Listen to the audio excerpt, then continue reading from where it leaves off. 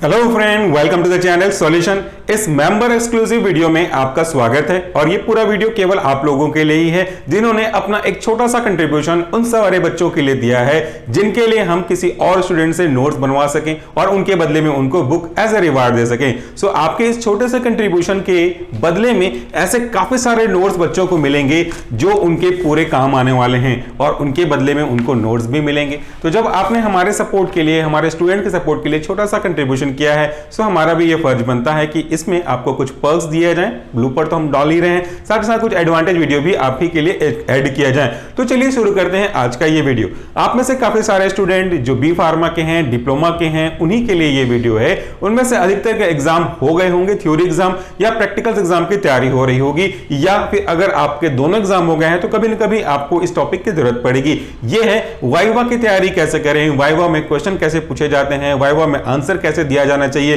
क्या वाइवा इतना इंपॉर्टेंट है जितना कि आप समझते हैं, क्या ये उतना लाइट है जितना आप समझते हैं। आपके सारे सवालों का जवाब मैं आप पे दूंगा। कुछ क्वेश्चंस आपने पूछे थे उनको भी मैंने यहाँ पे इंक्लूड किए हुए हैं अपार्ट फ्रॉम माय थ्योरी। सबसे पहले ये टॉपिक देख करके आप थोड़ा अंदाजा लगाइए, वाइवा बॉस, ये वाइवा बॉस होना चाहिए या होना चाहिए वाइवा द बॉस, यानी कि एक ऐसा चीज जो कि पूरे ओवरऑल चीज को आपको डिसाइड करता है। मजेदार बात क्या होती है कि जो टीचर आपको स्टार्टिंग से एंड तक जानता है, अगर आप डिप्लोमा के स्टूडेंट हैं तो पूरे 2 साल आपको जानता है, डिग्री के स्टूडेंट है तो पूरे 4 साल जानता है, लेकिन एक ऐसा व्यक्ति जो आपके कॉलेज का नहीं है, किसी दूसरे कॉलेज का है, जो आपके बारे में कुछ भी नहीं जानता, केवल 10 मिनट, 15 मिनट, 20 मिनट के आपस में इंटरेक्शन को देख करके आपको जज कर सकता है। सो क्या ये वाकई में सही है या क्या वाकई में ऐसा होना चाहिए, तो इसका जवाब आप खुद डिसाइड करें तो वो बेटर होगा। बट अगर आप मेरा आंसर जानना चाहेंगे तो यस, दिस इज इंपॉर्टेंट, क्योंकि जो आपको जानता है वो आपको जानता ही है, लेकिन जो आपको नहीं जानता है उसको आपकी इमेज ऐसे क्रिएट करवा के रखना जो कि आपके बारे में सोचे और आपको ये कहने की मजबूर हो जाए कि you are a brilliant student या आपका नॉलेज बहुत अच्छा है, ये आपका रियल अचीवमेंट है। जो आपका है वो आपका है, लेकिन जो आपका नहीं है वो भी अगर आपका हो जाए तो दैट इज योर विक्ट्री। पहला और आखिरी जो आपके लिए रास्ते की रुकावटों को दूर करेगा वो यही है। चलिए कंटिन्यू करते हैं पॉइंट पे। तो ये जो वाइवा द बॉस है, इसको कैसे हैंडल किया जाए, क्योंकि बॉस कभी भी खुश होता नहीं अपने एम्प्लॉय से, अक्सर उनसे डिमांड करता जाता है। कभी कभी ही ऐसा होता है कि जो आपकी परफॉर्मेंस से खुश हो जाए और आपको अप्रिशिएट करे, बट इसका मतलब ये नहीं होता कि वो आपको अप्रिशिएट नहीं करना चाह रहा होता है। This is a strategy. देखिए वाइवा क्या होता है, बेसिकली वाइवा एक ऐसा प्रोसीजर है जहां पे वो कोई व्यक्ति जो एक्सटर्नल के रूप में अपॉइंट हुआ है वो ये जानना चाहता है कि आपका साउंड नॉलेज उस पर्टिकुलर सब्जेक्ट से कितना है, क्या आपने उस सब्जेक्ट को थोरली पढ़ा है, या जैसा मैंने पिछले वीडियो डिस्कस किया था, जस्ट स्टूडेंट या ओवरनाइट स्टूडेंट की तरह से उसको रट्टा मार करके पार हो गया है। क्योंकि यहां पे आपका इंटरेक्शन कागज और पेन से नहीं होगा, आपका इंटरेक्शन व्यक्ति से होगा, वो व्यक्ति जो कि उस सब्जेक्ट में एक्सपर्ट होगा। सो उसके सामने किसी भी तरह की चालाकी, उसी तरह किसी सामने की होशियारी नहीं चलने वाली। सो एक प्रकार से वाइवा एक ऐसा प्रोसीजर है जहां पे अपने पूरे नॉलेज को आप उस सामने वाले व्यक्ति के सामने रखना चाहते हैं। जैसा जैसा उसका क्वेश्चन होता जाएगा वैसा वैसा आपका आंसर होता जाएगा। अगर आपके आंसर सही है तो उस क्वेश्चन के आंसर से आंसर निकालने के बाद आपसे फिर से वही क्वेश्चन पूछे जाएंगे जो इस बात को दिखा रहा है कि आप सुपरफिशियल से मिडिल लेवल से internal level, deep level, deeper level पे पहुंचते जा रहे हैं। और जब तक आपसे सवाल पूछे जाएंगे, जब तक कि आप उसकी गहराई तक पहुंचते जाएंगे, और अगर आप वाकई में बहुत गहरे तक पहुंच पा रहे हैं तो आपका नॉलेज आपके इस पूरे व्यक्तित्व को रिप्रेजेंट कर रहा है। तो इससे हम ये चेक कर सकते हैं, एज एक्सटर्नल मैं आपसे कह रहा हूं कि उस बच्चे को उस सब्जेक्ट का, उस सब्जेक्ट के आसपास के सब्जेक्ट का कितना साउंड नॉलेज है। तो यहां पे आपको इंपॉर्टेंट तरीके से आपको एक्सप्लेन करना है। क्या होता है जब हम स्टार्टिंग से सेमेस्टर पढ़ते हैं तो हमारे सेशनल की तैयारी होती है, क्लास टेस्ट की तैयारी होती है, फिर आपके जिस तरह के मेन सेमेस्टर एग्जाम होते हैं, तो ऑलरेडी आपने कम से कम 3 से 4 बार उस पूरे टॉपिक को डिस्कस किया हुआ रहता है अपने साथ, अपने टीचर के साथ, अपने कागज और पेन पे। लेकिन वही टॉपिक जब किसी सामने वाले व्यक्ति को समझाना होता है तो थोड़ा सा एंजाइटी, नर्वसनेस, फियर आ जाता है। यहीं से ओवरकम करने की शुरुआत होती है, क्योंकि अगर इसे आप वाइवा ले रहे हैं तो इसे वाइवा मत ले, एक प्रकार से मिनी इंटरव्यू का ये एक प्रैक्टिस है। जब कभी भी आप डिप्लोमा, डिग्री करने के बाद कभी जॉब के लिए इंटरव्यू फेस करेंगे, वहां इसका बड़ा रूप आपको देखने को मिलेगा। टॉपिक्स कुछ रह सकते हैं, टॉपिक कुछ बदल सकते हैं, लेकिन जो रहेगा हमेशा आपके साथ वह आपका कॉन्फिडेंस, आपका वे ऑफ प्रेजेंटेशन, कैसे आप टैकल कर रहे हैं उन क्वेश्चंस को। और जब कभी भी क्वेश्चन नहीं बनते हैं, ये कोई गलत बात नहीं है, हर एक क्वेश्चन हर एक से बन जाए, इट इज नॉट पॉसिबल। मुझसे भी सारे क्वेश्चन बन जाए, इट इज नॉट पॉसिबल। सो अगर आपसे नहीं बन रहा है कोशिश करने के बाद ईमानदारी से, तो आप उनसे रिक्वेस्ट करके सॉरी बोल सकते हैं, but it is not compulsory कि आपको हर एक क्वेश्चन के लिए I am sorry sir, I don't know, I am sorry sir, I don't know ये ना बोलें, क्योंकि जो आपका एक मेन हथियार है वो दो धारी तलवार की तरह है। कभी कभी आपको सपोर्ट भी कर सकता है, कभी कभी आपका ही गला काट सकता है। So be careful about it, don't take it as a granted. आगे बढ़ते हैं तो देखिए इसका क्या रूल होता है, क्या इसके कोई रूल होते हैं, क्या इसका कोई सिलेबस होता है? बेसिकली नहीं। और बेसिकली नहीं मतलब क्या होता है, वाइवा जब कभी भी कोई व्यक्ति पूछता है तो वो स्टार्ट भले आपके सिलेबस से करते हैं, लेकिन जब उनको लगता है कि बच्चे का नॉलेज बहुत अच्छा है या बहुत इंपॉर्टेंट है या बहुत नहीं के बराबर है, तो वो आपके सराउंडिंग सब्जेक्ट से भी टच कर सकते हैं। आपके प्रीवियस सेमेस्टर के वो टॉपिक जो इनसे रिलेट करते हैं उनसे भी पूछा जा सकता है। Suppose I am taking a viva from pharmacology 1, तो फार्माकोलॉजी 1 में अगर मैं क्वेश्चन पूछ रहा हूं तो मैं कभी कभी आपके हार्ट के फंक्शन के बारे में भी जा सकता हूं। अगर आप फार्माकोलॉजी 2 या 3 पे respiratory system, drug acting on cardiovascular system पे पढ़ रहे हैं, तो आपके हार्ट के फंक्शन, आपके ब्लड के इंपॉर्टेंट कंपोनेंट के बारे में मैं आपके फर्स्ट सेकंड सेमेस्टर के एचएपी से उठा करके पूछ सकता हूं।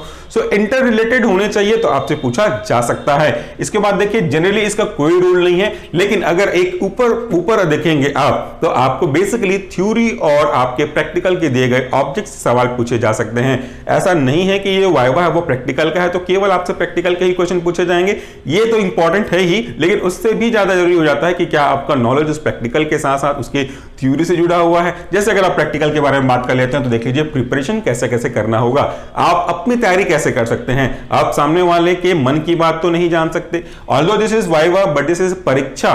पर इच्छा का मतलब क्या होता है, ये हिंदी वर्ड है परीक्षा, दैट इज कॉल्ड एग्जाम। उसको अगर आप ब्रेक करेंगे तो मतलब निकल के आता है पर इच्छा, यानी कि दूसरों की इच्छा। तो जो आपसे सवाल पूछ रहा है ये उसकी इच्छा है कि वो आपसे क्या पूछे, क्या आपसे नहीं पूछे, वो पूरी तरह से उस पर बेस्ड होता है, वो किसी सिलेबस पे बेस्ड हो, ये कंपलसरी नहीं है।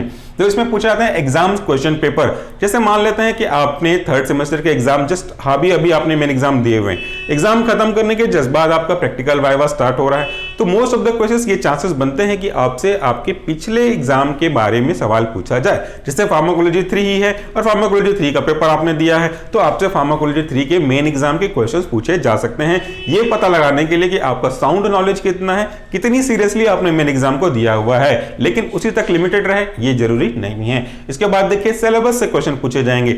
सिलेबस से क्वेश्चन पूछे जाएंगे का क्या मतलब है, अगर मैं आपकी बात करूं तो हर एक सब्जेक्ट का एक पर्टिकुलर गाइडलाइन होता है, सिलेबस होता है, उसमें से वो सवाल पूछेंगे। ये मेरे पास मल्टीपल चॉइस क्वेश्चन है जो कि आपके बी फार्मेसी 6 सेमेस्टर फार्माकोलॉजी के हिसाब से पूरे सेमेस्टर के पूरे जो फार्माकोलॉजी है इसका model question paper MCQs pattern बना के हमने अपलोड किया हुआ है। ये इतनी मोटी है कि इसको अगर आप मार्केट में परचेस करना चाहेंगे तो आपको काफी अच्छा पैसा देना पड़ेगा मॉडल क्वेश्चन पेपर के रूप में, क्योंकि इसमें 20 एमसीक्यूज अनगिनत टाइप के एमसीक्यूज रखे गए हैं। इसमें मॉडर्न क्वेश्चन पेपर के हिसाब से शॉर्ट आंसर टाइप के क्वेश्चन, लॉन्ग आंसर टाइप के क्वेश्चन रखे गए हैं, तो आसानी से ये बच्चों के काम आएंगे। जैसा मैंने कहा इसको परचेस करेंगे तो पास होने के 100% तो नहीं 99.99 गारंटी है, लेकिन ये हम सब कुछ फ्री ऑफ कॉस्ट दे रहे हैं और ये सब पॉसिबल होगा आपके इसी मेंबरशिप के सपोर्ट की वजह से।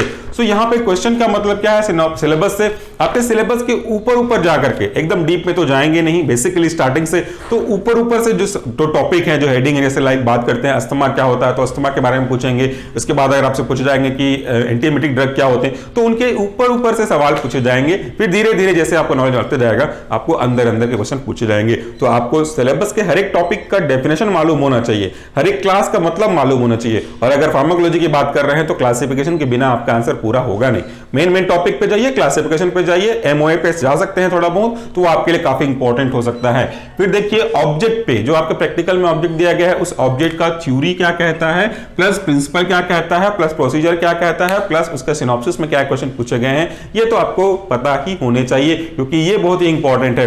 आपके ऑब्जेक्ट क्या क्या है, मैं अक्सर ये पूछता हूं बच्चों से कि आपकी ऑब्जेक्ट क्या दिए गए हैं, तो वो उनको उनके ऑब्जेक्ट ही नहीं मालूम होता है। उस ऑब्जेक्ट को करने के पीछे का कारण क्या है वो उनको नहीं मालूम होता है। उस ऑब्जेक्ट को आपने किया कैसे उसको नहीं मालूम होता है, क्योंकि काफी सारे बच्चे प्रैक्टिकल तो करते ही नहीं है। कुछ को छोड़ दें, अगर देखिए हर जगह दो तरह के बच्चे होते हैं, तो जो करते हैं वो आसानी से बता देते हैं, जो नहीं किए रहते हैं या जो नहीं कर रहे होते हैं वो कहां से बता पाएंगे। तो आपको उसकी थ्योरी मालूम होनी चाहिए। सपोज अगर हम बात कर लेते हैं स्टेरिलाइजेशन की इन केस ऑफ माइक्रोबायोलॉजी, तो आपको उसकी थ्योरी पता होनी चाहिए कि स्टरलाइजेशन बेसिकली है क्या। प्रिंसिपल की बात करते हैं तो जो आपका हॉट एयर ओवन है, जो आपका ऑटोक्लेव है, जो केमिकल है, जो कोल्ड स्टरलाइजेशन मेथड है, वो किस प्रिंसिपल पे बेस करते हैं, क्या उनके काम करने का आधार है, वो आपको पता होना चाहिए। फिर हम बात करते हैं प्रोसीजर की, तो इसको रट्टा मारने के हैं बच्चे लोग, लेकिन कभी भी इसको रट्टा मारने की आवश्यकता नहीं है। आपने जो किया वो आपको याद होगा, जो आपको याद होगा उसको रट्टा मारने की जरूरत नहीं है। अगर मैं आपसे कहूं कि सुबह उठ करके कॉलेज जाते टाइम आपने क्या क्या किया, कॉलेज आने के बाद ये सवाल मैं पूछता हूं, तो क्या आप इसको रट्टा मारेंगे कि मैं उठा, ब्रश किया, फ्रेश हुआ, खाना खाया, लंच किया, फिर आ गया कॉलेज, या जो भी जो आपका प्रोसीजर होगा? नहीं ना। जो चीज आपने की है उसको आपको याद करना नहीं पड़ेगा, लेकिन जो आपने नहीं किया और आप ये बोल रहे हो कि मैंने किया है, तो फिर उसको आपको याद करना पड़ेगा। तो ये दिक्कत की बात है। तो आप इसको प्रोसीजर को समझें, थ्योरी को समझें, तो रट्टा मारना की कोई भी जरूरत नहीं पड़ेगी। सिनॉप्सिस मतलब कुछ क्वेश्चंस हो सकते हैं जो कि आपसे थ्योरी से पूछे जाए, just define pharmacology, define pharmacokinetic, define pharmacodynamic, define microbiology, sterilisation, staining etcetera etcetera, ये पूछे जा सकते हैं उस सब्जेक्ट से रिलेटेड जो होंगे। इसके बाद देखिए की पॉइंट्स क्या है। ये सब तो बेसिकली सब्जेक्ट से रिलेटेड है, लेकिन असल में जो इंप्रेस करता है एक्सटर्नल को, वो मैं बात कर रहा हूं। ये मेरा अपना ओपिनियन है, एज एक्सटर्नल 8 साल का एक्सपीरियंस है। अगर आप इससे वेरी करते हैं तो ये आपका पर्सनल ओपिनियन हो सकता है। This is my personal opinion. ये एग्री करना नहीं एग्री करना ये आपके ऊपर है। इनमें से ये तो महत्वपूर्ण है ही है, ये भी की रोल प्ले करते हैं। पहला है एटीट्यूड, कि क्या आप किस एटीट्यूड से वाइवा दे रहे हैं। एटीट्यूड पॉजिटिव होना चाहिए। आप अच्छे से गेस्चर पोस्चर में कॉन्फिडेंस के साथ आई टू आई कांटेक्ट मिला करके वाइवा दे रहे हैं, तो सामने वाले को लगता है कि इस बच्चे के अंदर कॉन्फिडेंस है और उस कॉन्फिडेंस का आप एडवांटेज ले सकते हैं। लेकिन अगर आप ऐसे करके वाइवा देंगे और ऐसे करके वाइवा देंगे, तो उससे आपका जो फर्स्ट एक्सपीरियंस है वही खराब हो जाएगा। मैं ये नहीं कह रहा कि उसी के बेस पे आपको मार्क्स मिलेंगे, लेकिन जो फर्स्ट एक्सपीरियंस होता है वो आपको रिप्रेजेंट करता है। और जैसा मैंने कहा, इसे वाइवा मत ले, इसे वाइवा द बॉस, या तो इसे इंटरव्यू का मिनी प्रैक्टिस समझ लें, तो ये आपको इंटरव्यू में काफी काम आएगा। क्योंकि इंटरव्यू में नॉलेज के साथ साथ इन सब चीजों का भी ध्यान रखा जाता है। फिर है आपका प्रेजेंटेशन। इस प्रेजेंटेशन मतलब आप अपने आंसर को कैसे प्रेजेंट कर रहे हैं, किस तरीके से उसको अच्छे से एक्सप्लेन कर पा रहे हैं, क्या आपके डेफिनेशन में वो हर एक इंपॉर्टेंट पॉइंट इंक्लूडेड है जो कि उस सब्जेक्ट में होना चाहिए। जैसे अगर आप स्टरलाइजेशन का डिफाइन कर रहे हैं तो वहां पे एब्सोल्यूट वर्ड क्या आपने जोड़ा है कि नहीं जोड़ा है, क्या आप बायोलॉजी डिफाइन कर रहे हैं तो रेट एक्सटेंड वर्ड जोड़ा है कि नहीं जोड़ा है, क्या आप ब्लड प्रेशर को डिफाइन कर रहे हैं तो उसकी यूनिट जो mmHg होती है वो आपने जोड़ी है कि नहीं जोड़ी है। तो इस तरीके से मेन पॉइंट का प्रेजेंटेशन कैसा है वो भी बहुत ही महत्वपूर्ण है। फिर है आपका confidence. The most important thing is confidence. क्या आप कॉन्फिडेंस जवाब दे पा रहे हैं। कई बच्चे क्या होते हैं, फार्माकोकाइनेटिक और फार्माकोडायनामिक में बहुत कंफ्यूज होते हैं। ये जो आपकी ऑक्सीटोसिन है उसका यूट्रस पे क्या इफेक्ट पड़ता है उसके ऊपर काफी कंफ्यूज होते हैं। कॉन्ट्रैक्शन रिएक्शन में काफी कंफ्यूज होते हैं। सो अगर किसी ने फार्माकोकाइनेटिक को बोल दिया what does drug do to the body, जो कि गलत है, अगर आपसे पूछा जाए कि क्या सही है तो वो तो गलत है कि सही है उसको खुद नहीं मालूम।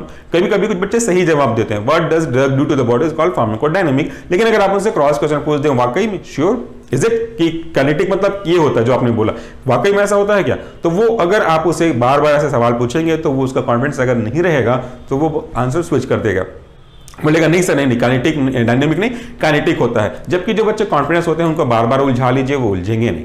वो मेन चीज उसका क्या है कि वो कॉन्फिडेंस है उस टॉपिक के ऊपर। उसके बाद है आपका वॉइस मतलब होता है किस तरीके से किस टोन में आप बात करें। अरे नहीं सर ये होता है सर, ऐसा होता है सर, मैंने देखा है सर, तो ये एक प्रकार से आपके आंसर का जस्टिफिकेशन नहीं है। So you should be behave like a student, you should behave like a polite student, ताकि आप सामने वाले को अच्छे से समझवा सकें कि आप बोलना क्या चाहते हैं। हर कुछ पता हो ये जरूरी है, जैसे मैंने पहले कहा। फिर देखिए नॉलेज, ऑब्वियसली नॉलेज बहुत ही इंपॉर्टेंट है।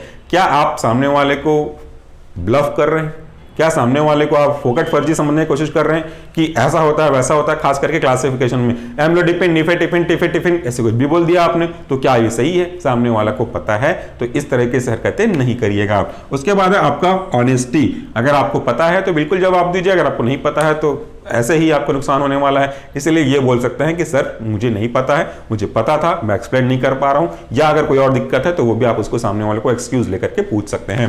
Coming to the next point, it is a question from your side. आपके कुछ सवाल थे कमेंट में, कई सालों से पूछते आ रहे थे, तो इनके क्वेश्चन के कुछ मेन पॉइंट समराइज करता हूं।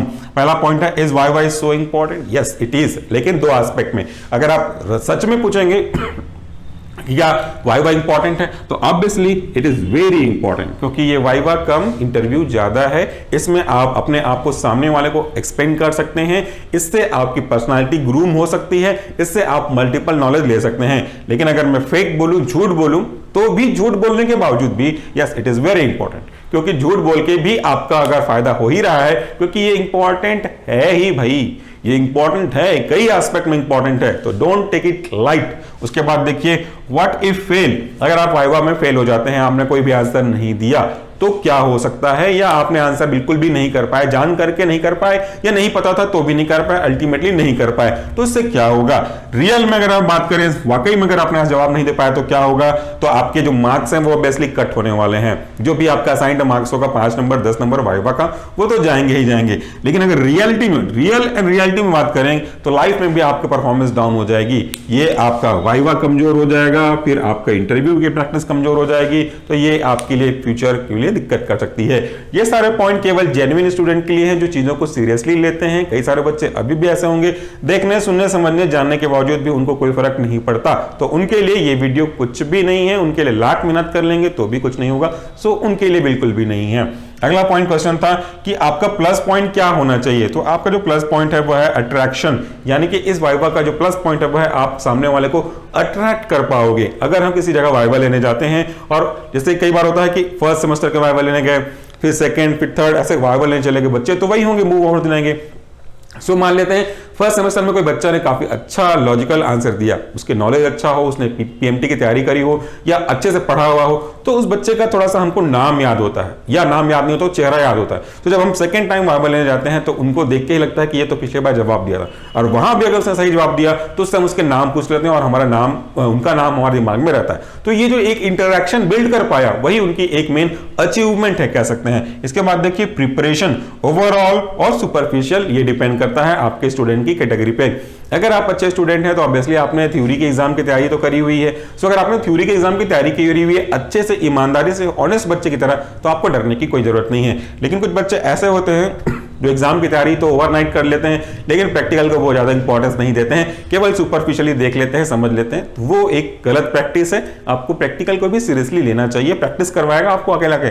लास्ट क्वेश्चन था लैंग्वेज क्या हो सकता है। लैंग्वेज का कोई बार इशू नहीं होता है, अगर आप स्पेसिफिकली किसी ऐसे व्यक्ति के साथ डील कर रहे हैं जिसे एक पर्टिकुलर लैंग्वेज ही आती है, तब तो वो आपके लिए कंपलसरी है। बट जैसे हमारे रीजन की बात करें तो हमारे यहाँ इंग्लिश हिंदी दोनों यूज कर सकते हैं। सो अगर आप कंफर्टेबल नहीं है इंग्लिश में, सो आप सामने वाले से रिक्वेस्ट कर सकते हैं कि सर मुझे इसका आंसर मालूम है, बट क्या मैं इसे हिंदी में जवाब दे सकता हूं। सामने वाले को लैंग्वेज से कभी भी कोई इशू नहीं होता, क्योंकि लैंग्वेज इज जस्ट मीडियम, आपके नॉलेज को वो हम जानना चाहते हैं। सो आप बोल सकते हैं, आसानी से हिंदी में दे सकते हैं, लेकिन इसको हर बार यूज करना भी सही नहीं है, क्योंकि अल्टीमेटली इंप्रूवमेंट आपका ही होगा, बट यह आपके मार्क्स में कोई रुकावट नहीं डालेगा, इसकी तो गारंटी है। सो ये कुछ बेसिक पॉइंट है, बहुत इंपॉर्टेंट है या नहीं है ये तो आप जानेंगे। इनमें से ऐसा कोई पॉइंट नहीं होगा जिसको आप पहले से नहीं जानते होंगे, लेकिन जरूरत पड़ती है उसको रिकॉल कराने की, आपको याद दिलाने की। तो इसी के साथ thank you very much for watching this video. हमेशा एक अच्छे बच्चे की तरह हर एक चीज को सीरियसली लीजिएगा, उसका क्या इंपॉर्टेंस है कि नहीं है, फायदा है कि नुकसान है, इस सब की गणित में मत जाइए। आपका काम है पढ़ाई करना, ईमानदारी से जस्टिफिकेशन करना आपके नॉलेज को,